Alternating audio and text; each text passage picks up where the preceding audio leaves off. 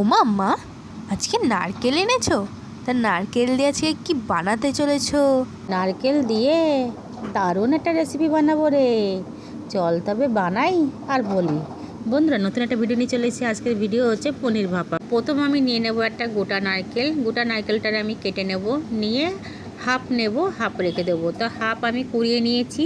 নেওয়ার পরে শিলে এক এক করে সর্ষে, নারকেল কুড়া আর দুটো কাঁচা লঙ্কা আর নিয়ে নেব পোস্ত, নিয়ে ভালো করে বেটে নেব। বেটে নেওয়ার পরে এরপরে আমি পনির নিয়ে পনিরটা আমি গামলায় করে হাতের সাহায্যে ম্যাশ করে নেব। তো মেখে নেওয়ার পরে এরপরে আমি যে মশলাটা বেটেছি, বাটা মশলাটা দিয়ে দেব।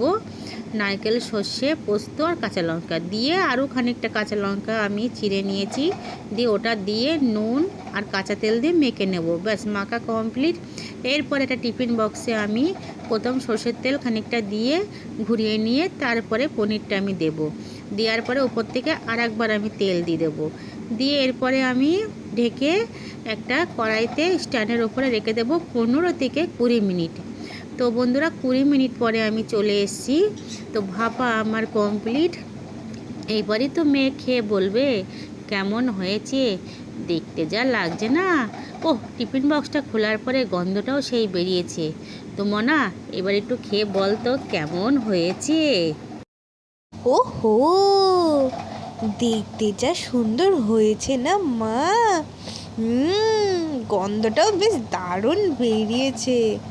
এবারে খেয়ে দেখি। বাহ, খেতে হয়েছে অসাধারণ।